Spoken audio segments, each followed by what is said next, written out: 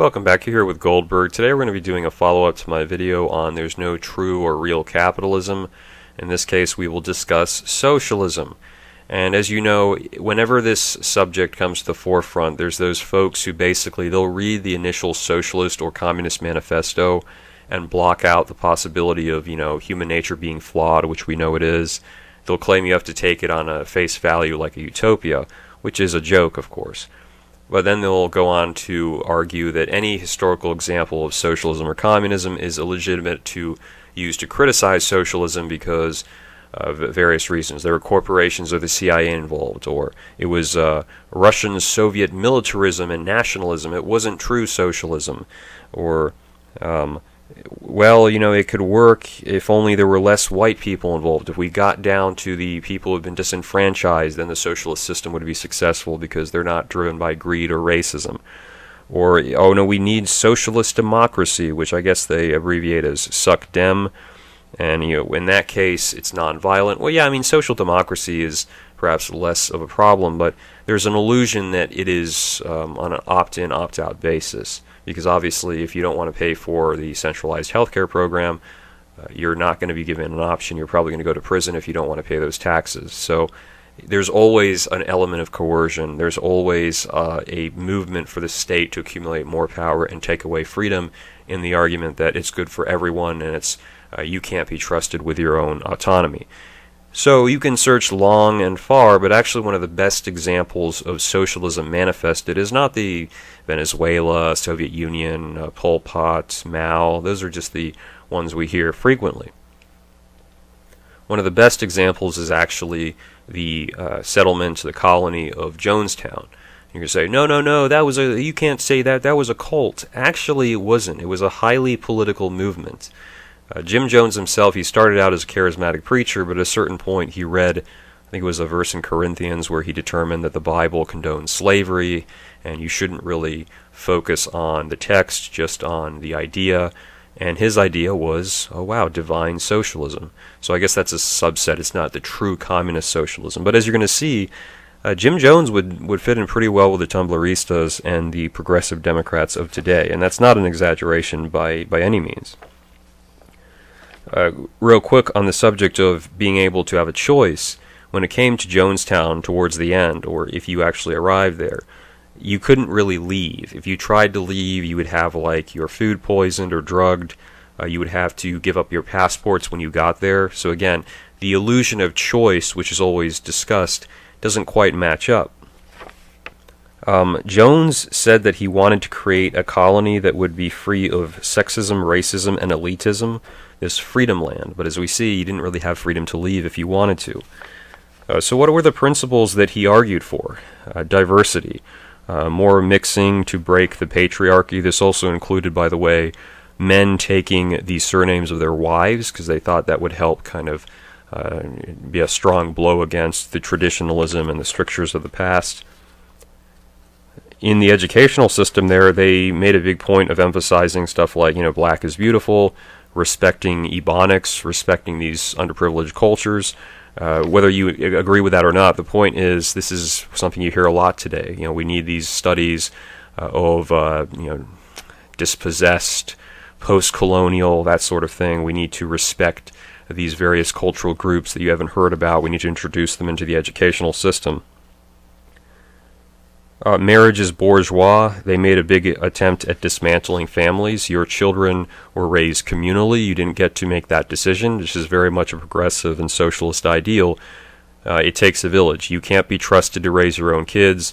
It's too much of a risk. You have to hand that power over to the collective or to the state. They even had a relationship committee which would help decide who you could date, and in some cases whether or not you had to voluntarily become cuckolded. So, for instance, if someone in the leadership, like it was Jim Jones at one point, he actually had a guy agree that he could impregnate his wife and made the guy, I think, sign a paper making that agreement. One of the doctors in question, he wanted a particular girl he found attractive. That was okay. That works as part of the program.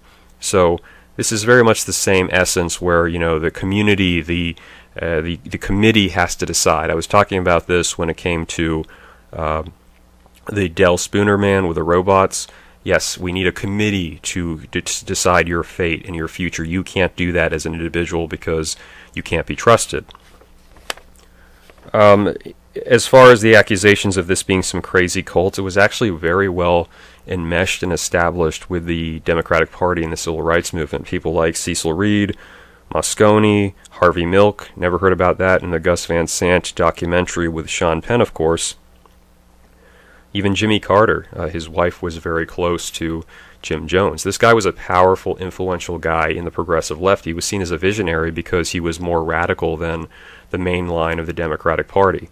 So that gives you a sense, because people will try to brush it off. They'll say these were just dumb people who followed a cultist. No, these were actually well-educated people. In fact, one of the ladies there who had a background, she was well-educated. She liked reading, going to theaters, whatnot. She was one of the primary teachers. She actually said, I don't approve of it, but I'll essentially agree, I'll assent to it. Some of the crazy stuff that started happening, because this is when an ideology, when you have this idea of the collective, you stop actually stopping to consider, well, wait a second, does this make any sense? No, because it's good for the socialist community, the ideal of sorts.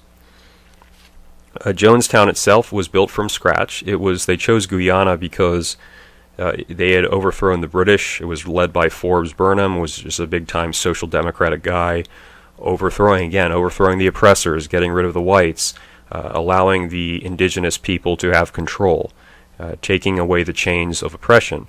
Now, in some respects, that's a good thing, right? Imperialism did some negatives without a doubt, but the point is, this setting was such that it's very hard to make the argument, oh yeah, it was just corrupted because of corporations, or was corrupted because of, it wasn't true socialism. No, they literally went to the rainforest and cleared land and started building farms, started planting various different crops, and you lived communally.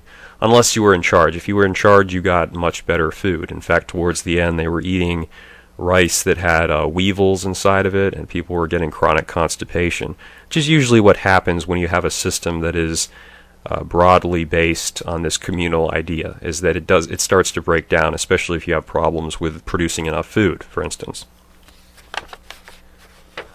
Let's see what else we had here. Oh, he claimed that this was going to be a place where you could have a child without pain. That sounds quite enticing. He would have people sign over their checks and also their Social Security money to him, so he was getting I think it was $35,000 a month or something in terms of payments. Not funded by corporations, I suppose indirectly through people's salaries, but this was literally people giving their money to the collective. That was the idea.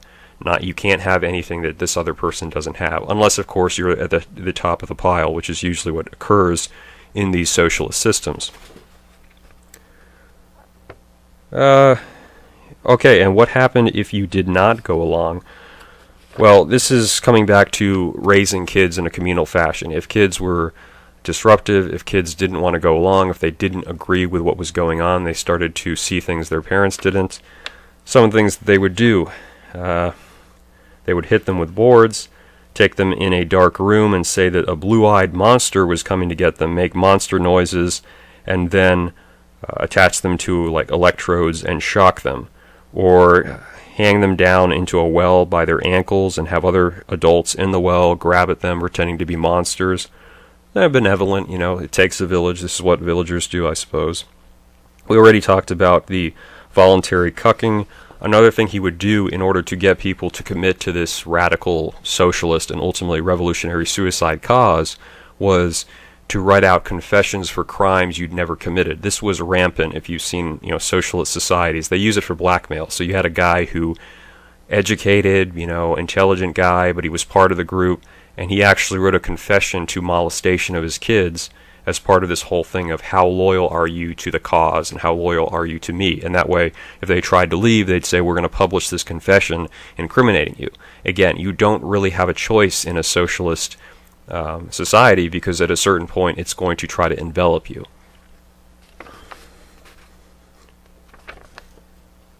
If people came to visit Jonestown, they would drug those who were skeptics, they would clean stuff up, kind of like the Potemkin villages. A lot of socialism ultimately comes down to trying to present a positive ideal, when of course, in fact, it's not quite that way in the end. And then you have people who were skeptical. You'd have these coordinators, reassurers, troubleshooters trying to get you back on the right path. We don't want you to stray too far. We got to ensure that you understand what's going on, that you're sticking with the mission. If you tried to leave, they would call them white fascist bigots. If you were trying to leave the diversity community. And just to show you how extreme people can become, there was a mom who was so committed to it, she said, I will behead my kids and then kill myself if my kids try to leave.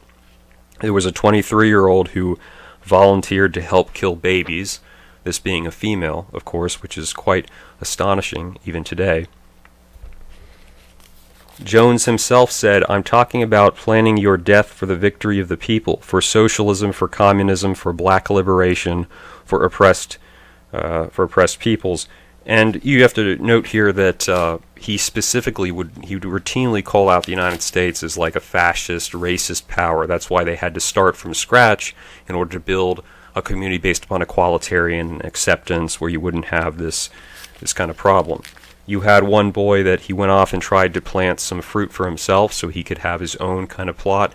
He got punished. They ended up putting him in this, basically it was like a shipping box, totally dark, in order to make him understand that you're not allowed to do that. You can't break from the pack. You can't be yourself. You can't have any individuality.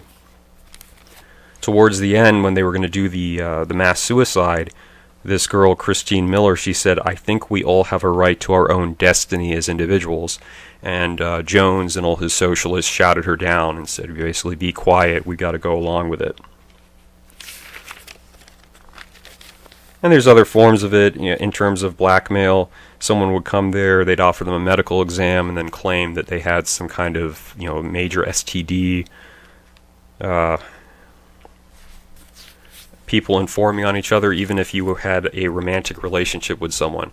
If they were skeptical of the group, you heard about that in bed, you would then report it. So this is the level to which people go. And again, it comes down to the problem, which is human nature.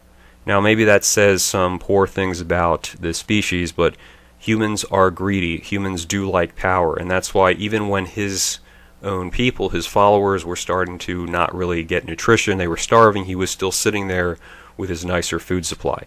This is the natural thing. Human beings don't like to be just like everyone else.